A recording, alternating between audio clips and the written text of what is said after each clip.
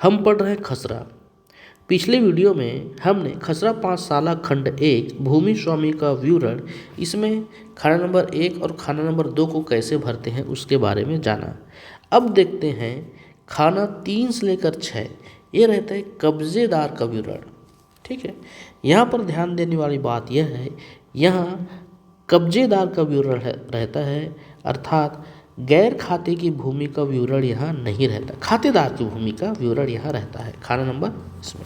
ठीक है, जैसे खाना नंबर 3 में भूमि स्वामी का नाम रहेगा जिसके नाम पे कोई खसरा नंबर है। जैसे खसरा नंबर 5 रामलाल के नाम पर है, तो यहाँ नाम लिखेंगे रामलाल, उसके पिता या पति का नाम लिखेंगे, जाति लिखेंगे, निवास स्थान लिखेंगे। तो खसरा नंबर 3 से 6 तक उसका व्यक्तिगत विवरण रहता है कब्जेदार का। ठीक है, यदि 2 जने हैं तो 2 लोग का नाम रहेगा, 3 हैं भूमि स्वामी, यदि किसी भूमि पर 3 लोग का स्वामित्व है तो तीनों का नाम यहाँ दर्ज करेंगे। ठीक, उसका पिता का नाम दर्ज रहेगा या पति का नाम, जाति रहेगा, निवास स्थान रहेगा। क्लियर है, तो ये है 3 से लेकर 6 तक, 3 से 6 तक व्यक्ति का नाम। अब चलिए देखते हैं खाना नंबर 7 में।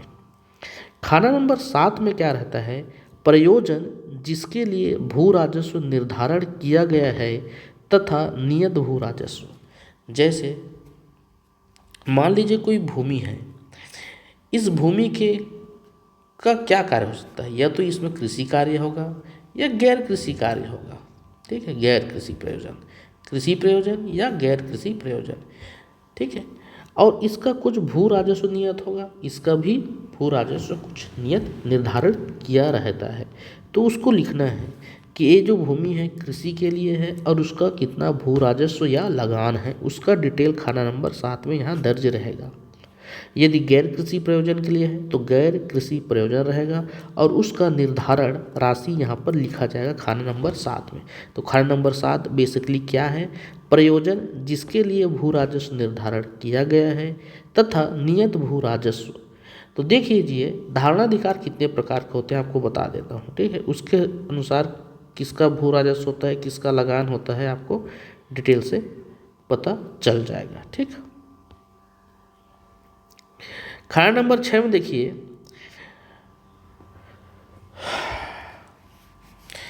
खाना नंबर 6 को एक बार निवास स्थान। यदि कोई व्यक्ति उसी ग्राम का निवासी है तो वहाँ क्या लिखेंगे, निवासी ग्राम या साकिन देह लिखा जाता है उस खाने में। यदि उसी ग्राम का निवासी नहीं है तो निवासी ग्राम डेस, जैसे झाल ग्राम का है तो झाल लिख देंगे। ठीक है, या धनराज का है तो निवासी ग्राम डेस धनराज लिखेंगे। क्लियर है, ये हो गया खाना नंबर 6। खाना नंबर 7 में प्रयोजन, अभी बताया था आपको, प्रयोजन लिखना है जिसके लिए भू राजस्व निर्धारण किया गया है तथा नियत भू राजस्व इस प्रकार से लिखना है। कृषि है तो कृषि भू राजस्व 5 रुपया, गैर कृषि है जैसे तो गैर कृषि प्रयोजन लिखना है, जैसे आवासीय प्रयोजन के लिए है तो गैर कृषि आवासीय पुनः निर्धारण 5,000 रुपये, इस प्रकार लिखना है। ठीक, या व्युत्पन्न है तो व्युत्पत्ति 5,000 रुपये। ठीक है, या पुनः निर्धारण 5,000 रुपये, इस प्रकार लिखना है। ठीक, अब देखिए कि यहाँ पर भू राजस्व लिखना है कि लगान लिखना है कि लगान मुक्त लिखना है। तो ये ध्यान रखिए कि धारणाधिकार कितने के अनुसार लिखा है। जैसे भूमि स्वामी है तो भूमि स्वामी है तो यहाँ भू राजस्व लिखेंगे।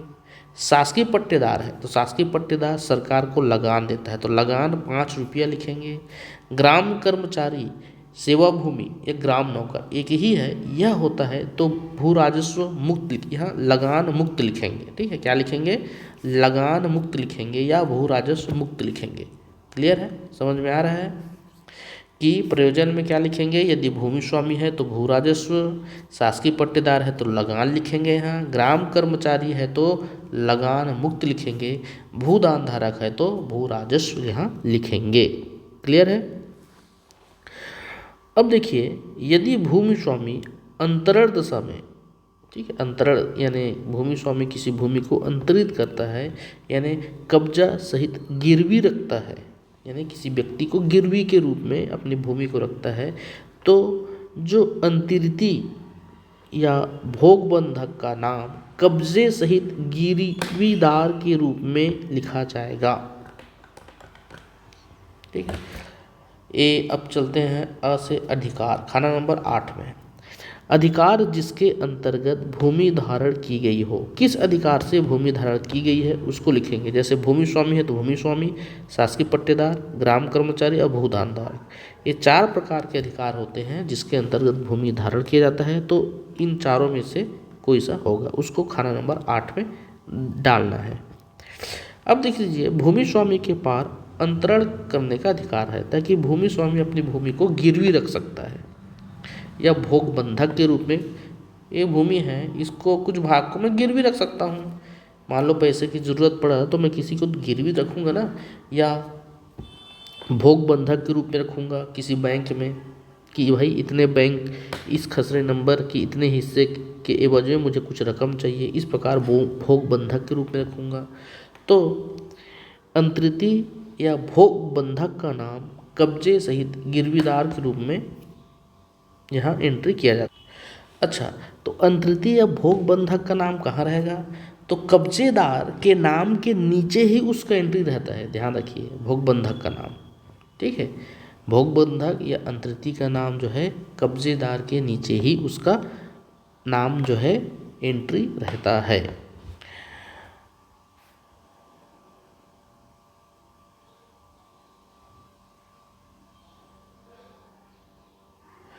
और यदि किसी भूमि को पट्टे द्वारा अंतरण किया गया है तो पट्टे के रूप में यदि दिया जाता है तो उसका डिटेल जो है खाना 9 में पट्टेदार का नाम, उसके पिता का नाम, लगान या रकम और उसका क्षेत्रफल खाना 9 में रहता है।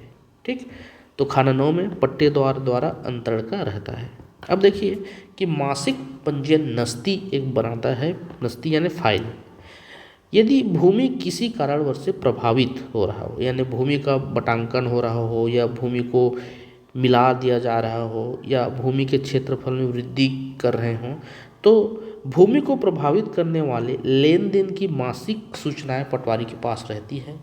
मासिक संक्षेप गोस्वारा कृषि वर्ष के समाप्त होने के 1 साल बाद ये नष्ट कर दी जाती है। ठीक है, यानी भूमि में जितना परिवर्तन हो रहा है उसका एक मासिक नस्ती जो है पटवारी अपने पास बनाता है। अब देख लीजिए, 8वां में आपको धारणाधिकार बताया है आपको। अब धारणाधिकार कहता है कि यदि भूमि स्वामी है, ठीक है, कृषि प्रयोजन के लिए यदि भूमि धारण करता है तो क्या लिखेंगे? धारणाधिकार में भूमि स्वामी लिखेंगे। ठीक है, यदि गैर कृषि प्रयोजन, अब देखिए गैर कृषि प्रयोजन में क्या क्या आता है। यदि खेती के लिए भूमि है तो कृषि प्रयोजन, यदि उसका कृषि के अतिरिक्त अन्य चीज़ के लिए प्रयोजन में उस भूमि को विवर्तित कर देता है तब उसका कैसे दर्ज होगा? तो देखिए, यदि बिना अनुमति के उस भूमि को गैर कृषि प्रयोजन में यूज करता है तो क्या होगा, इसके एंट्री कैसे करेंगे? तो कब्जेदार की जानकारी जो है वहाँ बिना अनुमति करता है तो कब्जेदार की जानकारी हमको कैफियत में लिखना पड़ता है। विवर्तित भूमि का रकबा, ठीक, खंड 2 में लिखेंगे। ठीक, कहाँ पर? तो जितने भूमि को हम विवर्तित कर ले, मान लीजिए आवासीय रूप में हमें विवर्तित कर दिए, बिना अनुमति कर रहे हैं, तो उसे खाना नंबर 9 खंड 2 में अन्य प्रति में शामिल कर देंगे और कैफियत में लिखेंगे बिना अनुमति विवर्तित। ठीक, ये है इसका डिटेल। यानी यदि भूमि स्वामी ने गैर कृषि प्रयोजन हेतु बिना परमिशन के डाइवर्ट कर दिया है, यदि कृषि भूमि को उसने आवास बना लिया है, तो हम उस भूमि के एरिया को अन्य प्रति में डाल देंगे और कैफियत में बिना अनुमति विवर्तित लिख देंगे खंड 2 के में। ठीक, खंड 2 कैफियत में डिटेल लिखना है। यदि अनुमति लेकर यदि उसने डाइवर्सन कर दिया है, विवर्तित कर दिया है, तो कब्जेदार की जानकारी कृषि भिन्न प्रयोजन के लिए करता है तो उसकी जानकारी पृथक से हमें उसका पृथक भू क्रमांक देंगे।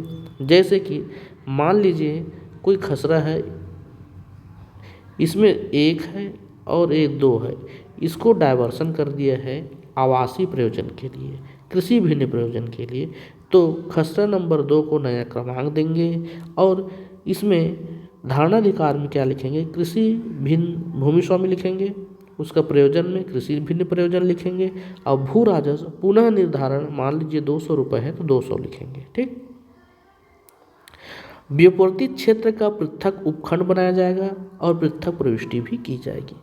अब देखिए, कुछ भूमि ऐसी होती है जिसके लिए अनुमति आवश्यकता नहीं पड़ती, जैसे धारा 172(1) जब तक 59 के तक लेकिन पुनर्निर्धारण नहीं किया गया है कृषि भिन्न नहीं लिखना है। ठीक है, यदि धारा 59 है, ठीक है, NRC में, उसके तहत पुनर्निर्धारण नहीं किया गया है तो कृषि भिन्न में नहीं डालना है। कृषि भिन्न प्रयोजन जैसे कपास ओटने का कारखाना, ये सब जो है कब्जेदार का विवरण, लगान, राजस्व, अधिकार, कैफियत में लिखना है और प्रयोजन और शर्तें भी लिखना है। यानी कृषि भिन्न प्रयोजन के लिए यदि करता है तो उसका डिटेल जो है कैफियत के खाने में लिखना पड़ता है। यदि कोई भूमापन क्रमांक कोई हिस्सा या भाग गैर कृषि प्रयोजन में, अभी बताया आपको, तो उसे नक्शा में सुधारना है। अभी जैसे बताया कि मान लीजिए खेत है, इसको गैर कृषि प्रयोजन के लिए हमें उपयोग में लाना है, यदि अनुमति ले लिए हैं तो इसको नक्शा में भी दर्ज होगा, इसका खसरा में नया उपक्रमांक देंगे, इसका क्षेत्रफल भी बनेगा, इसका लगान भी डिसाइड होगा। अब देखिए, यदि कोई मौरूसी कृषक है उसका एंट्री कैसे करते हैं, तो मौरूसी कृषक को खाना 3 में भूमि स्वामी के नाम के नीचे ही दर्ज करते हैं। भूमि स्वामी रहेगा, उसके नाम के नीचे मौरूसी कृषक का नाम रहेगा, उसके पिता का नाम रहेगा, निवासी ग्राम रहेगा। ठीक है, यदि मौरूसी कृषक, जैसे मान लीजिए भूमि स्वामी का 5 हेक्टेयर का खेत है, इस पूरे के पूरे को मौरूसी कृषक को दे दिया है, पूरा रकबा को। ठीक है, तो ये भूमि स्वामी का नाम रहेगा, उसके नीचे मौरूसी कृषक का नाम रहेगा। यहाँ पूरा रकबा यदि दे दिया है तो क्षेत्रफल लिखने की आवश्यकता नहीं है। यदि 5 हेक्टेयर में से 2 हेक्टेयर को मौरूसी कृषक को दिया है तो यहाँ 2 हेक्टेयर लिखना जरूरी है, रकबा लिखना जरूरी है। ठीक, या लगान लिखना जरूरी है। उसी भोग बंधक की स्थिति आती है तो भोग बंधक अंतरिति या गिरवीदार का कैसा एंट्री होता है उसको देखिए। तो इसमें क्या होगा, भूमि स्वामी का नाम रहेगा, उसके जस्ट नीचे ही अंतरिति का नाम रहेगा, और यदि पूरा रकबा दे देता है तो अंतरिति लिखेंगे। यदि आंशिक रकबा उसने किसी को भोग बंधक या अंतरिति के रूप में रखा है तो भूमि स्वामी का नाम, उसके नीचे उस भोग बंधक या अंतरिति का नाम, और अंतरिति के नीचे रकबा लिखा जाएगा। जैसे 0.60 हेक्टेयर को दिया है भोग बंधक के रूप में या अंतरिति के रूप में, तो रकबा लिखेंगे 0.60 हेक्टेयर। ये जो भोग बंधक की शर्तें हैं उसका भी पालन होना चाहिए कि भोग बंधक मैक्सिमम 6 वर्ष के लिए दिया जा सकता है, उससे ज़्यादा वर्ष के लिए भोग बंधक अवैध माना जाएगा और ये जो भूमि है वह NRC के नियमानुसार उसकी कार्यवाही होगी। ठीक, भोग बंधक की शर्तें क्या है कि मैक्सिमम 6 वर्ष तक के लिए ही भोग बंधक कर सकते हो, और इसकी सीमा क्या है, तो 5 एकड़ सिंचित और 10 एकड़ असिंचित भूमि बची रहे तभी आप भोग बंधक दे सकते हो। मतलब कुल भूमि है मान लीजिए, तो भोग बंधक देने के बाद आपके पास 5 एकड़ सिंचित और 10 एकड़ असिंचित भूमि बचती है तभी आप भोग बंधक दे सकते हो। ठीक, ये है इसका डिटेल भोग बंधक का। क्लियर है? तो मौरूसी कृषक को कैसे एंट्री करना है, भोग बंधक को कैसे एंट्री करना है। अब चलते हैं अदला बदली या चकबंदी, इसका एंट्री कैसे करना है। तो यदि 167 धारा 167 के तहत खसरा B1 के कैफियत में अदला बदली के स्वरूप, तारीख और पक्षों का नाम लिखा रहेगा। अदला बदली कैसे करते हैं आपको पता ही होगा। जैसे किसी गांव के 2 खेत हैं, ए और ए अलग अलग भूमि स्वामी के हैं। मान लीजिए इस खेत को ए ले लेता है, ठीक है, ये देखिए ऐसे एक भूमि स्वामी का ये है, ये ए की भूमि है, यह भी ए बी की भूमि है। ठीक है, और यह ए की भूमि है और ये बी की भूमि है। अब ये चाहते हैं कृषि करने के लिए कि ये दोनों को मैं मिला लूँ, और ये दोनों चाहते हैं कि ये दोनों को मिला लें, क्योंकि एक जगह भूमि हो जाएगा। अदला बदली करना है, यानी बी की भूमि इसको यहाँ चाहिए, ए की भूमि इसको यहाँ चाहिए। ठीक, अदला बदली कर रहे हैं तो उसे बोलते हैं चकबंदी करना या फिर अदला बदली करना। तो खसरा और B1 में अदला बदली के स्वरूप और तारीख और पक्ष, दोनों पक्षों का नाम इसमें लिखेंगे खसरा और B1 की कैफियत में। नामांतरण का प्रमाणीकरण, इसका नामांतरण भी होगा। भूमि स्वामी के नाम, भूमि स्वामियों के नाम के बदले में ली गई भूमि पर अंतरित कर दिए जाएंगे। ठीक है, तो यहाँ अंतरण भी हो जाएगा, अदला बदला भी हो जाएगा, लेकिन कैफियत में उसको आपको दर्शाना पड़ेगा। ठीक है, और नामांतरण का प्रमाणीकरण भी यहाँ होगा। तो ये है आपका अदला बदली के केस में। अब देखिए खाना नंबर 9, 8 तक हो गया। खाना 9 में क्या रहता है?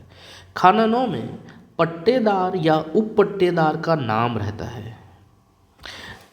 LRC के धारा 168 में पट्टेदार संबंधी विवरण है। इसमें क्या होता है? भूमि स्वामी संपूर्ण भाग या किसी भाग को पट्टे पर दे सकता है। शासकीय पट्टेदार पट्टे पर नहीं देता। ग्राम नौकर भी केवल 1 वर्ष के लिए पट्टे पर दे सकता है। भूदान धारक, इसको भी विनियोग का कोई अधिकार प्राप्त नहीं है। मतलब ध्यान देने वाली बात यह है कि यहाँ सिर्फ और सिर्फ भूमि स्वामी संपूर्ण या कुछ भाग को पट्टे पर दे सकता है, और ग्राम नौकर केवल 1 वर्ष के लिए उप पट्टे पर दे सकता है, और मौर्सी काश्तकार जो है वह भी उप पट्टे पर दे सकता है। ठीक है, तो को भी पट्टा, देखिए अब ध्यान रखिए, यहाँ पर ग्राम नौकर केवल 1 वर्ष के लिए उप पट्टे पर दे सकता है। अब देखिए कोई भी पट्टा मृत्यु या अन्य असमर्थता के बाद 1 साल बाद लागू नहीं रहती। यदि किसी पट्टा दिया है किसी को और जिसने पट्टा दिया है उसकी मृत्यु हो जाती है, तो 1 साल बाद ये जो पट्टा की शर्तें हैं या पट्टा जो है निरस्त हो जाएगा। क्लियर है? मैक्सिमम कब तक के लिए भूमि स्वामी पट्टे पर दे सकता है? तो ये ध्यान रखिए कि 3 वर्षों की अवधि में 1 वर्ष के लिए पट्टा दे सकता है। यानी अब ये चेंज हो गया है, अभी है 5 वर्ष के लिए। एक समय में मैक्सिमम 5 वर्ष के लिए पट्टे पर आप दे सकते हो। तो भूमि स्वामी 5 वर्ष के लिए पट्टे पर दे सकता है, लेकिन ग्राम नौकर केवल 1 वर्ष के लिए पट्टे पर दे सकता है। ठीक, अब देखिए कि पट्टेदार नहीं समझा जाएगा। कौन नहीं समझा जाएगा? यदि किसी भूमि स्वामी ने भूमि को घास काटने के लिए, पशु चराने के लिए, सिंघाड़ा उगाने के लिए, लाख उत्पन्न करने के लिए या तेंदुपत्ता तोड़ने हेतु पट्टा पर दिया है किसी को, तो वो पट्टेदार नहीं समझा जाएगा। तो इसकी एंट्री कहाँ पर करेंगे? इसकी एंट्री हम कैफियत की खाना में करेंगे। खंड 2 की कैफियत में इसका वर्णन रहेगा। ये पट्टेदार नहीं समझा जाएगा। ठीक, अगला पट्टा हो गया।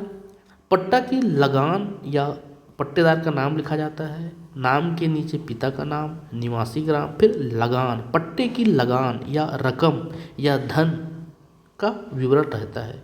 यदि पट्टा नगद के रूप में किया गया है तो नगदी और उसका रकम लिखा जाएगा 2000 रुपये।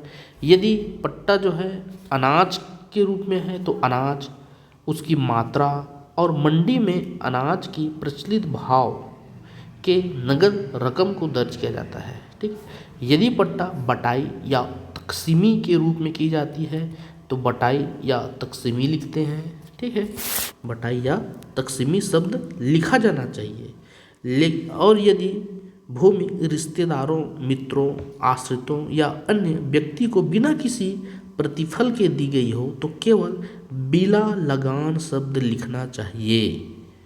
क्लियर है? तो ये है बिला लगान।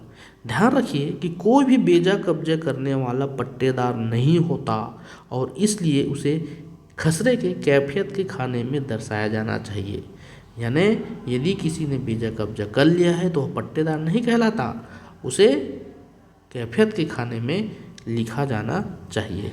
अब ध्यान रखिए एक चीज़ और जो है, यदि किसी पट्टेदार या उप पट्टेदार द्वारा कोई भूमि का खंड उसके द्वारा संपूर्ण रूप से या आंशिक रूप से फिर से भाड़े पर दे दिया गया। यानी मान लो कोई पट्टेदार है, इसने फिर से इसको पट्टे पर किसी दूसरे को दे दिया है, या उप पट्टेदार है, उसने दूसरे को दे दिया है पट्टे पर, तो प्रथम पट्टेदार या उप पट्टेदार का नाम और उसके द्वारा चुकाया गया लगान दर्ज किया जाएगा, और उसके नीचे जो है द्वितीय उप पट्टेदार का नाम और उसके द्वारा चुकाया गया लगान दर्ज किया जाएगा, और प्रथम पट्टेदार या उप पट्टेदार के नाम के साथ अजतरफ शब्द जोड़ा जाएगा, अजतरफ 6 शब्द जोड़ा जाएगा।